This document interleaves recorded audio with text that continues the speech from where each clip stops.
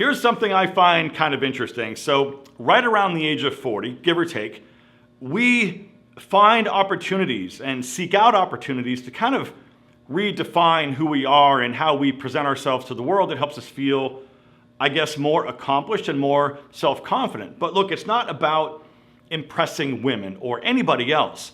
It's more about feeling high value in a way that showcases your self-worth.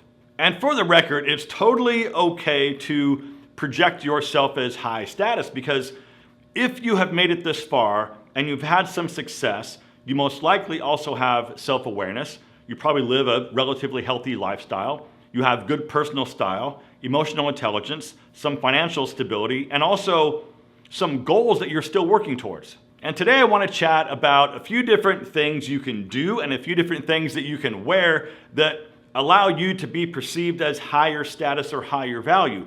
But first, please understand that high value starts from right here. Self-awareness is where everything starts. And self-awareness means understanding who you are, your motivations, right? Your strengths and weaknesses. And it also means that you understand what your triggers are, and it means that you understand what your boundaries are, and you also understand what you're willing to tolerate from other people. And with all of that said, self-awareness is basically understanding yourself completely, which in turn gives you more self-confidence, because when you know who you are and what you stand for, you don't have to prove yourself to anyone. And it's that clarity that naturally projects outward and positions you as a high-value individual. Health and fitness, gentlemen, here's the thing. Most men over 40, for whatever reason, let themselves go. But if you exercise and eat well and have a decently fit physique, that places you in the top percentage points of men in this age bracket. But it's not about looking like a 20-year-old and having that type of physique that you had 25 years ago. It's more about maintaining a level of physical health that gives you a decent physique, helps your energy levels and your longevity. And you knew this next one was coming, but wearing better clothes also makes a massive difference. But again, it's not so much about dressing for other people, but it's dressing in a way that shows your self-worth and your self-confidence. So instead of going for like a loose-fitting baggy pair of jeans that looks sort of sloppy, go for a pair of well-fitted dark wash denim, and then maybe a pair of like neutral tone, high quality trousers that are just stylish enough to be worn at nicer social occasions. Wear an actual watch, not a computer watch. But sure, I get it. I understand that you can check your email on your watch, and that's great and everything. But if you're taking your lady friend out for a date on a Saturday night, wear an actual watch, because a watch adds this element of refinement to everything else that you're wearing. Also think about choosing a watch that suits your individual personality and your lifestyle. So maybe that's a dress watch, maybe a dive watch, or a chronograph. The brand and the model are a lot less important than how the watch complements your style and how you feel wearing it. It also signifies this sense of maturity, masculinity, punctuality, and also an appreciation for craftsmanship. And that's where Oura watches come in particular, their chronographs.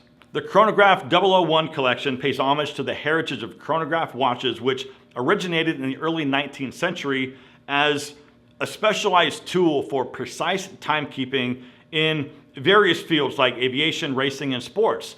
Now, combining traditional chronograph design with modern sophistication, these watches offer practical functionality, including stopwatch capability, alongside their very stylish design. Everything they have is gorgeous, but I think these two might just sort of take the cake for me. They're both black dials, and I'm a sucker for two-tone, but this one, this classic chrono with stainless and a black dial, perfection in my opinion. Keep in mind, these are all made with Japanese Seiko quartz movements. They use a sapphire crystal, and they use surgical grade stainless steel. Now there's going to be a link down below in the description that's going to get you 30% off their chrono watches and of course everything else that they have if you use code FASHION at checkout. Now, if you're in the market for a new watch, you have got to go check these out. The link is right down below.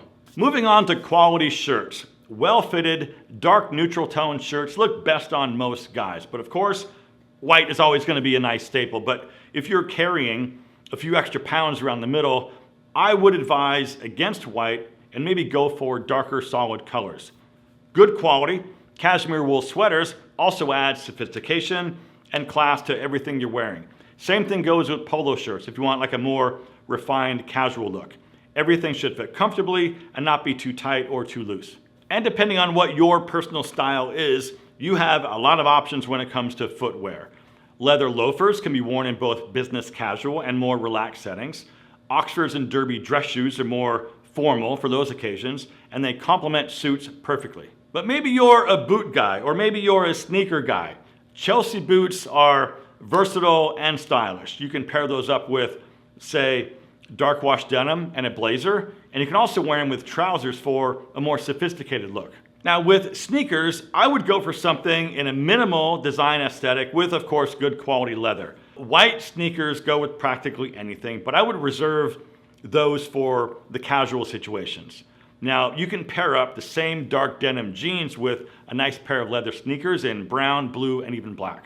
And also, spending just a small amount of time on your grooming routine is just a very simple, straightforward, but also an incredibly powerful way to project self-respect. Here's the deal.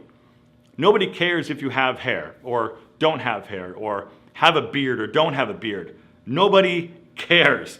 What people do care about and what makes you look like you give a shit about yourself is how you take care of what you have. Trim down the hair on the back of your neck. Have a skincare routine. Take care of your nose hairs and make sure that your eyebrows aren't going crazy and growing into your eyeballs. If you have a beard, just keep it neat. And if you currently don't wear a fragrance, I would suggest that you start.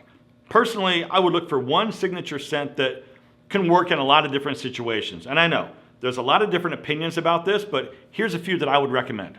First, Mont Blanc Legend Spirit. This is basically go anywhere, do anything. It's relatively affordable and it gets a lot of compliments. Now, the next one is, of course, good old Creed Aventus. This thing just works no matter what. However, it's ridiculously expensive. So if you want something that smells basically the same, go check out Rebel from Pete and Pedro, or go to Alt Fragrances and get their dupe version of this Aventus for a heck of a lot cheaper. Something else that gives you a definite feeling of high value is having control over your finances. And this is something I'm working on right now. Financial independence isn't just about your overall wealth. It's more about, I guess, the freedom to make decisions without feeling restricted by something. This also means being in control of your savings, paying down your debt, investing for the future, and having a plan for retirement. And let's not forget about the all-important emotional intelligence. This is a key characteristic of high-value men because it affects both your personal relationships and your professional relationships. It means that you don't lose control. It means that you know how to manage your emotions. It means that you have the ability to stay composed during difficult situations. Because having a calm response to challenges is a key indicator of maturity and wisdom. I want you to also realize and keep in mind that the people that you surround yourself with will significantly impact your sense of self-worth and also your reputation.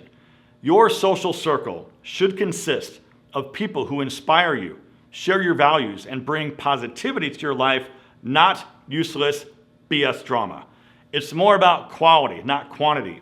Focus on those people that are positive and contribute to your overall happiness and well-being. It's about creating a life and in turn projecting a life that feels rewarding and authentic, where the choices you make contribute to your happiness and your self-respect.